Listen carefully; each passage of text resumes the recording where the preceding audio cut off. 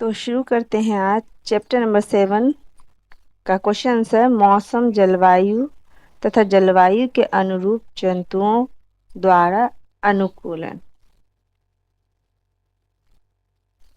पहला नंबर सवाल है, उन घटकों के नाम बताइए जो किसी स्थान के मौसम को निर्धारित करते हैं।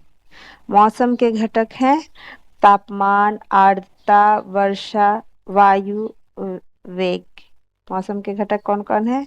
तापमान, आर्द्रता, वर्षा एवं वायु और वेग, ये सभी मौसम के घटक है। अब दूसरा नंबर सवाल है, दिन में किस समय ताप के अधिकतम और न्यूनतम होने की संभावना होती है?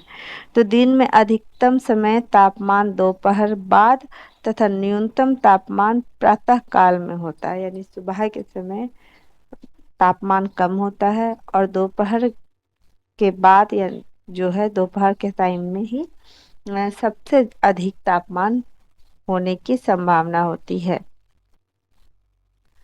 अब है रिक्त स्थानों की पूर्ति कीजिए।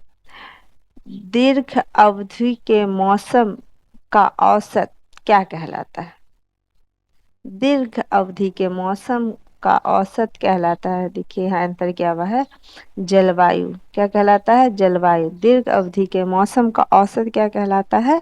जलवायु कहता है। दूसरा क्वेश्चन है, किसी स्थान पर बहुत कम वर्षा होती है और उस स्थान का तापमान वर्ष भर उच्च रहता है, उस स्थान की तुलना कि उस स्थान की जलवायु डैश और डैश होगी, यानी जहाँ बहुत कम वर्षा होती है और तापमान वर्ष भर उच्च होता है, तो कैसा होगा वहाँ का जलवायु?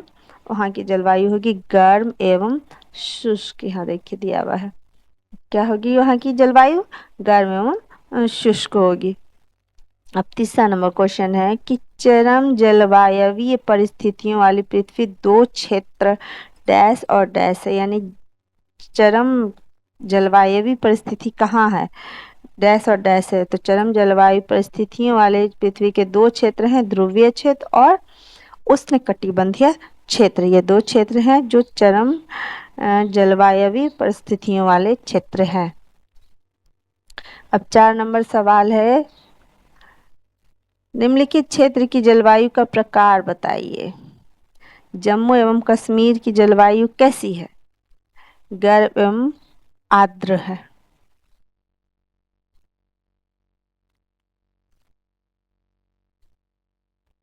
और केरल की कैसी है? केरल की है अति गर्म एवं आर्द्र। फिर राजस्थान की कैसी है? गर्म एवं शुष्क। राजस्थान की गर्म एवं शुष्क। उत्तर पूर्व भारत की आर्द्र। मौसम और जलवायु में किसमें तेजी से परिवर्तन होता है? तो मौसम में। मौसम में तेजी से परिवर्तन होता रहता है, यानी मौसम बदलते रहते हैं। अब जंतुओं की कुछ विशेषताओं की सूची नीचे दी गई है। उपरोक्त प्रत्येक विशेषता के लिए ये बताइए कि वो उष्णकटिबंधीय वर्षावन अथवा ध्रुवीय क्षेत्रों में से किसके लिए अनुकूलित है। यानी ये सारी जो बताई गई है सबकी,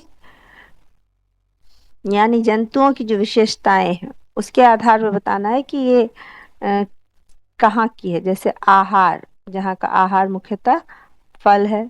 सफेद बाल फर है। प्रवास की आवश्यकता। तीव्र स्वर ध्वनि, तेज आवाज है। फिर है पैरों के चिपचिपे तलवे, त्वचा के नीचे वसा की मोटी परत, चौड़े और बड़े नखर, चटख रंग, मजबूत पूंछ, लंबी और बड़ी चोंच। उपरोक्त प्रत्येक विशेषता के लिए बताइए कि वो उष्णकटिबंधीय वर्षावन अथवा ध्रुवीय क्षेत्रों में से किसके लिए अनुकूलित है। क्या आप समझते हैं कि इनमें से कुछ विशेषता दोनों क्षेत्रों के लिए अनुकूलित हो सकती है? तो चलिए अब आंसर देखते हैं इसका। जंतुओं की विशेषता, आहार मुख्यतः फल, कहाँ के लिए, कौन सा क्षेत्र अनुकूलन है? उष्णकटिबंधीय वर्षावन के लिए। सफेद बाल फर जिसका होगा वो ध्रुवीय क्षेत्र में होता है। प्रवास की आवश्यकता होती है वो ध्रुवीय क्षेत्र उष्ण कटिबंधीय वर्षावन में, या यानी क्षेत्रीय निकलन दो तरह का ऐसा हो सकता है जिसको प्रवास की आवश्यकता है, तो वो ध्रुवीय क्षेत्र में भी और उष्ण कटिबंधीय वर्षावन में भी। अब है तीव्र स्वर ध्वनि, वो कहाँ कहाँ हो सकती है, ध्रुवीय क्षेत्र और उष्ण कटिबंधीय वन दोनों में हो सकती है। अब है पैरों के चिपचिपे तलवे, तो वो उष्ण कटिबंधीय वर्षावन में। त्वचा के नीचे वसा की मोटी परत, वो ध्रुवीय क्षेत्र में। चौड़े और बड़े नखर, ध्रुवीय क्षेत्र में। चटक रंग, उष्ण कटिबंधीय वर्षा वन में।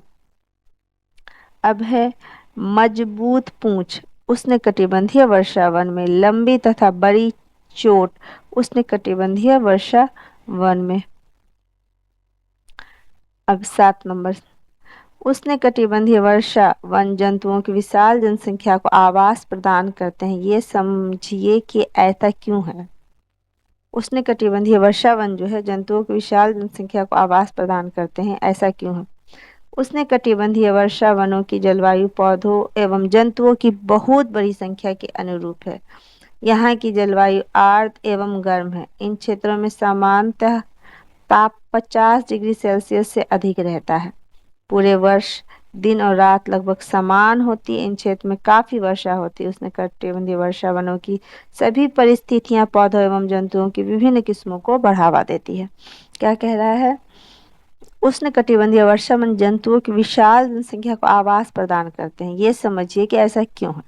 क्योंकि उष्ण कटिबंधीय वर्षा वनों की जलवायु पौधों एवं जंतुओं की बहुत बड़ी संख्या के अनुरूप है। यहाँ की जलवायु आर्द्र एवं गर्म है। इन क्षेत्रों में सामान्यतः ताप 15 डिग्री सेल्सियस से अधिक रहता है।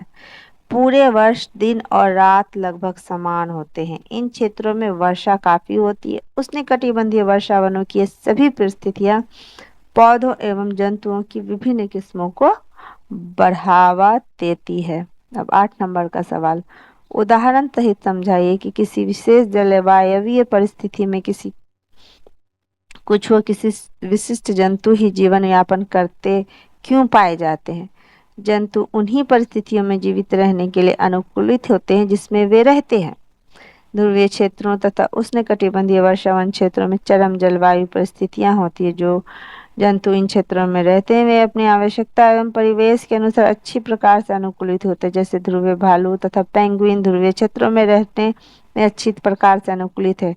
इनके शरीर पर फर होते हैं और त्वचा के नीचे वर्षा की एक मोटी परत होती है जो इन्हें ठंड से बचाती है। वसा की, वर्षा यहाँ गलती से हो गया है, यहाँ वसा होगा, वसा। वसा की एक मोटी परत होती है। तो क्या होता है, उदाहरण से समझाइए कि किसी विशेष जलवायु परिस्थिति में कुछ वो विशिष्ट जंतु ही जीवन यापन करते हैं क्यों पाए जाते हैं।